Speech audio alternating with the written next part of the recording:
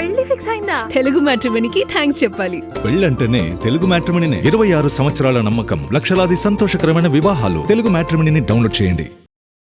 అల్లు అర్జున్ మీద నెగిటివిటీ మొదలైందా? ఆయన ఎదుగుతున్న విధానం చూసి కావాలనే బ్యాట్ చేయాలని చూస్తున్నారా? పుష్ప 2 తర్వాత ఇండియా వైడ్ గా బన్నీ ఎదిగిన విధానాన్ని కొందరు జీర్ణించుకోలేకపోతున్నారా? ఆయనపై టాలీవుడ్ లో కుట్ర జరుగుతుందా, లేదంటే బాలీవుడ్ లో టార్గెట్ చేశారా? ఈ కండిషన్ల కథ ఏంటి? అల్లు అర్జున్ ఇప్పుడిది పేరే కాదు, ఒక బ్రాండ్. పుష్పకి ముందు ఏఏ అనేది తెలుగులోనే ఫేమస్, కానీ ఇప్పుడు పాన్ ఇండియా వైడ్ గా పాపులర్.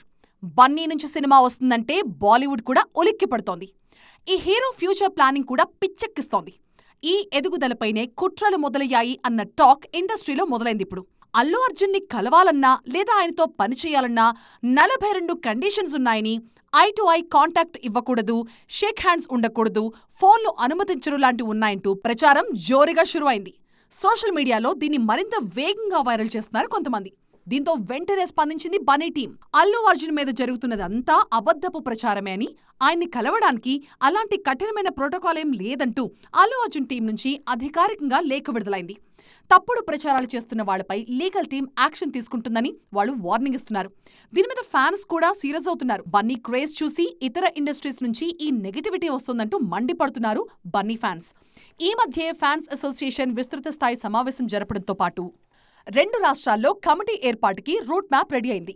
ఈ సమయంలో ఇలాంటి న్యూస్ ఫ్యాన్స్ ని డిస్టర్బ్ చేస్తోంది.